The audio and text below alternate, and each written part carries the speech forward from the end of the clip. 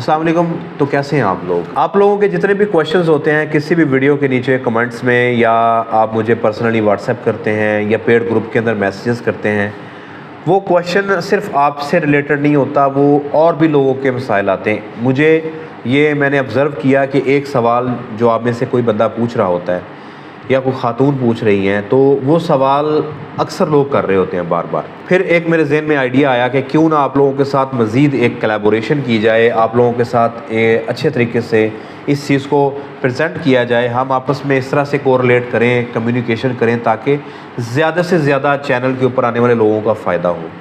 वो आइडिया ये था कि आप अपने सवाल को अपनी वीडियो में रिकॉर्ड करें अपने मोबाइल के अंदर, और आप मुझे वो व्हाट्सएप करें, साथ में मुझे कॉल कर दें। तो मैंने चंद एक वीडियोज़ के अंदर इसका जिक्र किया, लाइव सेशन में जिक्र किया, उसके चलते फिर मुझे कुछ वीडियोज़ आई हैं, 5-6 वीडियोज़ आई हैं, और मैंने सोचा कि इन्हीं वीडियोज़ के ऊपर एक छोटी सी वीडियो बना दें। आपके इन भाइयों ने जिन्होंने ये सवाल पूछा है उसको एंटरटेन करें, ताकि जब ये वीडियो अपलोड होगी तो फिर जो आप लोग वीडियो देख रहे हैं तो आप भी कोशिश करेंगे कि हम अपना सवाल आपको मुझे भेजें। हफ्ते में एक दिन यानी संडे को या मंडे, जिस दिन भी मेरे पास टाइम होगा, मैं ये वीडियो आपके सवालों के ऊपर मुश्तमिल अपलोड कर दिया करूँगा। तो चलिए जी शुरू करते हैं। शुरू करने से पहले अगर आपने चैनल को सब्सक्राइब नहीं किया तो सब्सक्राइब कर लें, घंटी के बटन को लाजमी दबाइएगा, वीडियो पसंद आने पर उसको लाइक करते जाना है। पहला सवाल। वालेकुम डॉक्टर साहब, क्या हाल है? ठीक है। अच्छा सर, मैं ये आपसे पूछना चाह रहा हूँ कि अगर बर्ड को बुखार हो तो कैसे पता चलेगा कि इसको बुखार है, फीड भी वो खा रहा है? इनका सवाल ये है कि अगर बर्ड को बुखार हो, फीड भी खा रहा है, एक्टिविटी ठीक कर रहा है, सब कुछ ठीक है, तो हमें कैसे पता चलेगा? जब आपके बर्ड को बुखार होगा ना तो वो फिर कुछ भी नहीं ठीक करेगा। जब आपको फीवर होता है तो आपको अच्छा फील होता है? नहीं।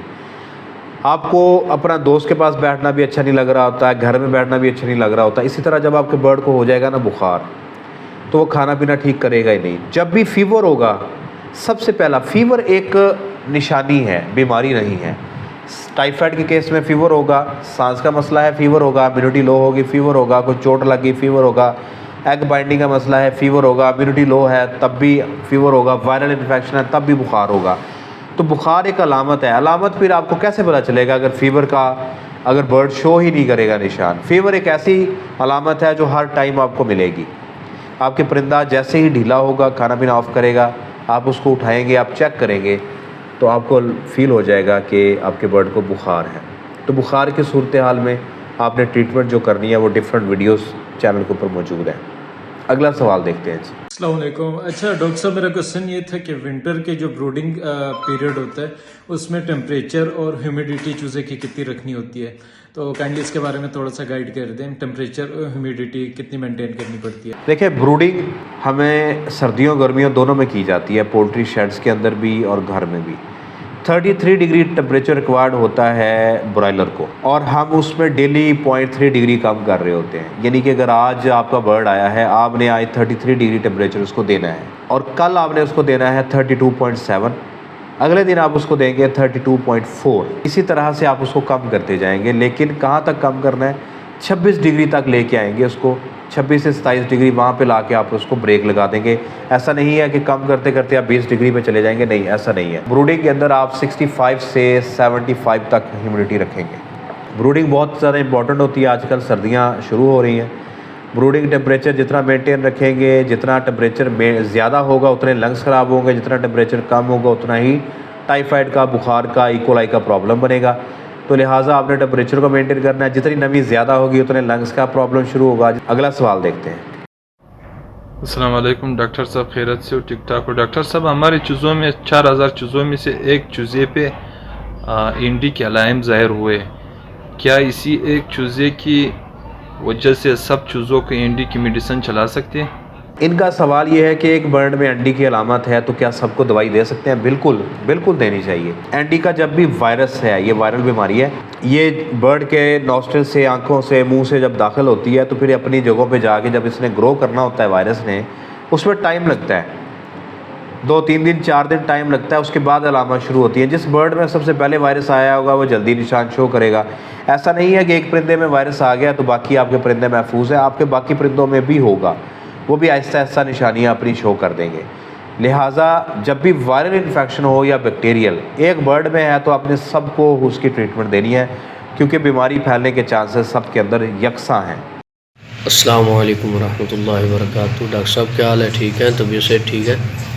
अच्छा, मैंने लाइव सेशन में भी आपसे 3 बार सवाल किया है डॉक्टर साहब, वो मुर्गियों की जो है ना झोल में अंडे टूट जाएं तो उसके लिए क्या करना चाहिए?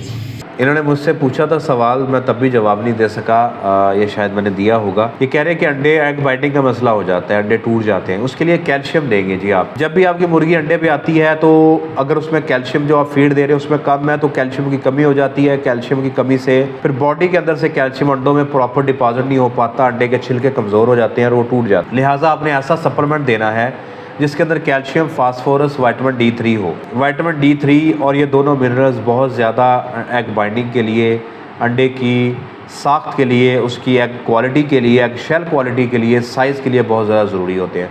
और उसके बाद भी जो मसल्स हैं, उन मसल्स के अंदर भी अगर कैल्शियम की कमी हो जाएगी तब भी अंडा फंस जाएगा, एग बाइंडिंग का मसला होगा। अगला सवाल जी। अस्सलाम वालेकुम जी डॉक्टर साहब, मैंने कोई तकरीबन 15 दिन पहले ये अयाम समानी ग्रे टंक मुर्गियाँ ख़रीदी थी। ये अभी तक अंडे नहीं दे रही हैं। वो कह रहे थे कि इस वक्त अंडे दे रही हैं, लेकिन मेरे पास अभी इन्होंने अंडे देने शुरू नहीं किए। जिस बंदे के पास ये थी वहाँ से वो अंडे दे रही थी, लेकिन हमारे पास अंडे नहीं दे रही। देखिए, इम्यूनिटी जो है ना, स्ट्रेस अंडों का दुश्मन है। पहली बात तो ये है कि कभी भी ऐसा ना करें। कोई मुर्गी अंडे दे रही है किसी बंदे के पास, उसके पास रहने दें, कहें भाई आपको ये मुबारक, मैंने ये मुर्गी नहीं परचेज़ करनी। मुर्गी हमेशा वो परचेज़ करें जो अंडों पे आने वाली हो, जो 16वें हफ्ते के अंदर हो, 15वें हफ्ते के अंदर हो, आप ले आएँ, आपके पास उसके अंडे आने शुरू हो। जब भी आप अंडे देने वाली मुर्गी को परचेज़ करते हैं, जब वो अंडे दे रही होती है तो वो स्ट्रेस में आ जाती है, इम्यूनिटी लो हो जाती है। स्ट्रेस में आने के बाद जैसे ही वहाँ पहुँचती है आपके पास तो वो इन्वायरमेंट चेंज हो जाता है, खुराक चेंज हो जाती है, पानी चेंज हो जाता है, तो मुर्गी अंडे देना छोड़ देती है।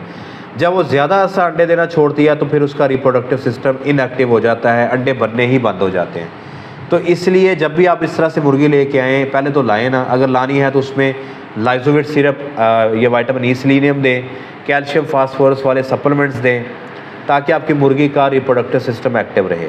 अभी भी आप ये करें कि इसको कैल्शियम फास्फोरस विटामिन D3 वाले सप्लीमेंट्स दें, 7-8 दिन दें और इनको खुराक दोबारा एक दफ़ा ग्रोअर पे लेके आएँ।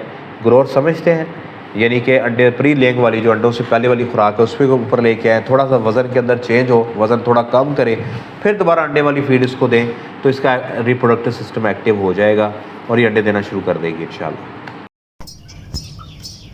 अस्सलाम वालेकुम डॉक्टर कामरान साहिब, ये मेरा पट्ठा है तकरीबन 6 माह का हो चला है।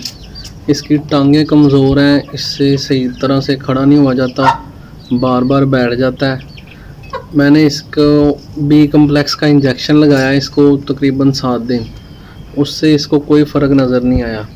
ये थोड़ा सा चलता है फिर बैठ जाता है, खड़ा होता तो टांगें इसकी कांपती हैं, खाता पीता बिल्कुल ठीक है।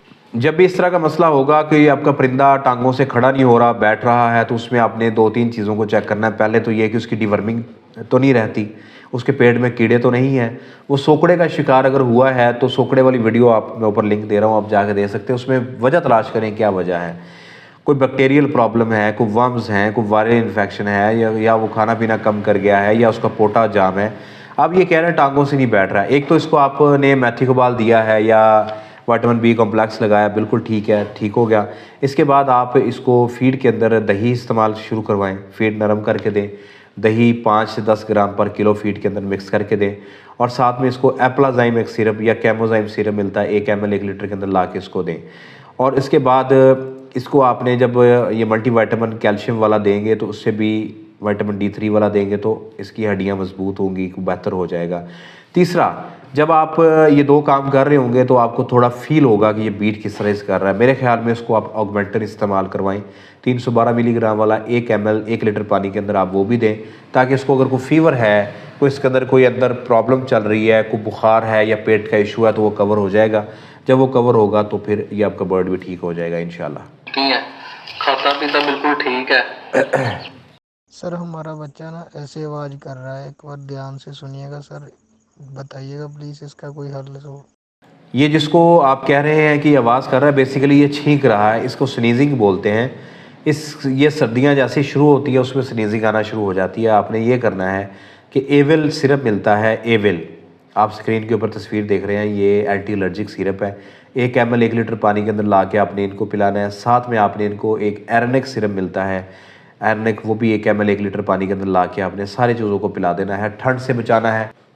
सांस के मसाइल का आगाज़ स्नीजिंग से होता है। जैसे ही आपका परिंदा स्नीजिंग या छींक मारना शुरू करे तो आपने फौरी तौर पे एविल और एरनिक का सिरप देना शुरू कर देना, या कोई भी खांसी का शरबत आप इसमें इस्तेमाल करवा सकते हैं। तो दोस्तों ये कुछ क्वेश्चंस हैं, इनके मैंने जवाब रिकॉर्ड करवाए हैं। ये वीडियो अपलोड होगी, आप लोगों तक पहुंचेगी। अगर आपको पसंद आए तो लाइक कीजिएगा, पसंद ना आए तो 3 दफ़ा लाइक के बटन को दबाइएगा। चैनल को सब्सक्राइब करें, घंटी के बटन को लाजमी दबाएँ। और आप भी अगर चाहते हैं कि आपका सवाल इसी तरह वीडियो के अंदर रिकॉर्ड हो तो अपना मोबाइल उठाएं और अपनी वीडियो रिकॉर्ड करें और मुझे भेजें, और मुझे साथ कॉल करके बताएं भी कि आपने मुझे वीडियो भेजी है। अपनी दुआओं में याद रखिएगा। अगली वीडियो तक के लिए अल्लाह हाफिज़। I know you told your friend you're not okay, and tell me what's wrong and why you